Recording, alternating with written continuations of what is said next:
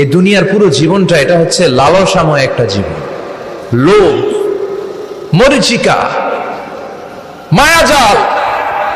এই মায়াজালে আমরা আটকে আছি, ফলে মৃত্যুর কথা আমরা ভুলে গিয়েছি।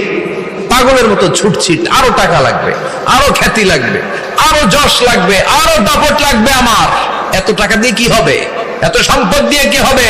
এত ব্যস্ততা দিয়ে কি হবে? তোমার স্টপ, থামুন, অনেক হয়েছে। আন্না, থামুন, take a rest, take a breath and think about death. Think that you have to go back to your Lord. একটু বসেন না, একটু ভাবেন যে আমাকে চলে যেতে হবে, চলে যেতে হবে। এই কোলাহল, এই ব্যস্ততা, এগুলো থাকবে, থাকবো না আমি। সাইয়েদনা ওমর ফারুক বলেছেন, মুতু ক্বাবলা আন তামুতু, মরার আগে একবার মরো।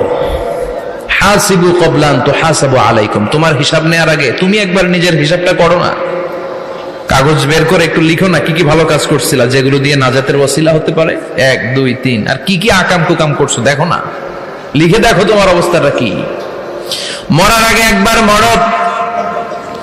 মরার আগে খাটের মধ্যে শুয়ে শটান করে চোখ বন্ধ করে একবার মরার ভান করে দেখেন কেমন লাগে। চোখটা বন্ধ করেন আর ভাবেন আপনি নাই।